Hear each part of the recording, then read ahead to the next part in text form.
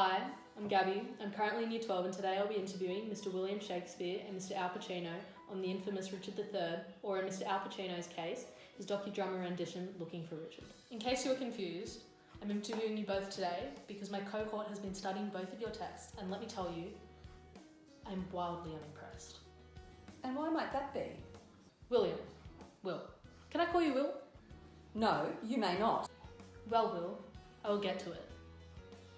I must say, I have quite the bone to pick with both of you. To begin, personally, I find it incredibly problematic, the treatment and depiction of women in both of your texts. It's as though they are secondary characters. Don't you agree? Gabby, what do you mean by this? All I have done is explore the role of women, and we all know that they are inferior. It's quite obvious. Personally, I think I did a wonderful job at representing women in my piece. And in all honesty, I don't really understand why you, a woman, are interviewing me at all. Why, you're not even really a woman yet. A child is interviewing me about my masterpiece, Richard III. Of course you would think like this. Do you truly believe it's okay to present women like this? Well, yes. I wasn't finished. You say you represented women wonderfully, but when I look at some of the quotes from your play, it's extremely hard to believe. You continuously present Elizabeth as reliant on her husband Edward's power. Richard's metaphoric description, Jack became a gentleman, uses the epithet of Jack to present Elizabeth as nothing without her husband. And your men just rip into Margaret with insults, from Richard like foul wrinkled witch, and Dorset's dismissal, she is lunatic, all because she gives voice to her opinions and won't be quiet. Well, yes, I agree I didn't show women in the best light throughout the text, but I still included some extremely powerful characteristics that honestly instilled fear in many men. My queen was a woman after all. I couldn't be too derogatory. While I did present Elizabeth as reliant on her husband, she was a massive threat to Richard. She saw him for who he really was. The repeated negatives in Richard Gloucester, a man that loves me not, nor none of you, showed her political intelligence, making her a dangerous adversary for Richard. While Queen Margaret was regularly the butt of many insults, she was quite feared, particularly when threatening Richard's power with curses. The metaphorical, the worm of conscience begnaw thy soul, foreshadows the later guilt that riddles Richard, that reflects the popularity of curses throughout the 16th century. Additionally, Buckingham's fearful comment, "My hair doth stand on end to hear her curses," is quite reflective of the fact that Margaret really did have some power among the masses. Personally, I think my depiction of women is fabulous and far more progressive. It really trumps Will's. Pacino, you're no better. You'd think living in a time with all the controversies surrounding the entertainment industry would make you somewhat sympathetic.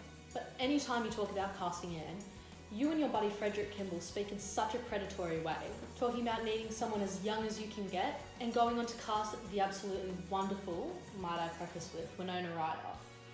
When we look at your rendition, it's almost as if there's no differences between you and Shakespeare. You still make out every woman as weak or less than. I'll begin by talking about Winona, seeing as you feel so strongly about it. Something I really aim to portray in my text is that feeling of unease you get all throughout Will's play, particularly in Act 1, Scene 2, when we see Richard trying to woo Anne, with lines like "divine perfection of a woman." You hear that and think, that's a bit weird. He's so much older than her and she's so vulnerable right now, right? That's what I wanted to capture. Lines of mine like "I'll have her" and "someone young enough to believe in Richard's rap" were put there intentionally to really capture that uncomfortable feeling. It was a creative choice, artistic, you should. As for Elizabeth, I decided that I would give her power, but not directly through her character, and rather through moments of discussion and her actress. Throughout scenes of table reads, Penelope Allen, a wonderful actress playing Anne, is welcomed to make defining points and go against what the men in the cast are saying. And, by using her, an older actress gives her a sense of gravitas and expertise, showing a change in values overall by using her age and status to give her power. Well, when you put it like that, you do make a good point about Anne and Elizabeth. But your interpretations of poor Queen Margaret seems awfully consistent with Shakespeare's. You sit there and throw all of these colloquial epithets at her. How are you any better? Now, Now Margaret, I really couldn't do much with. How can I make her come off as anything but a nutcase when she's throwing curses left, right and centre? This is the 20th century we're talking about. We don't believe in magic. While I did change many things to align with my time, I found it extremely important to keep some consistencies with Shakespeare, from a realistic and an artistic standpoint that is. Back to you, Will. When you look at exploring conscience, what is the reigning factor? Is it religion? Firstly, do not call me Will again. And secondly, yes, you'd be quite correct. Religion in the 16th century and during the real Richard's time, the 15th century, was one of the ruling factors of life. I used a theological context to explore this core idea of conscience, seen prominently in Act 1, Scene 4, exploring the murderers going back and forth on their decision to kill Clarence.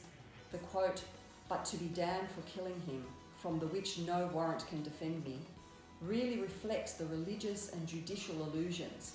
I draw a parallel between man and heaven and the struggle with the fact that murder is a sin, which would stop them from being allowed into heaven, which is honestly one of the most important parts of life.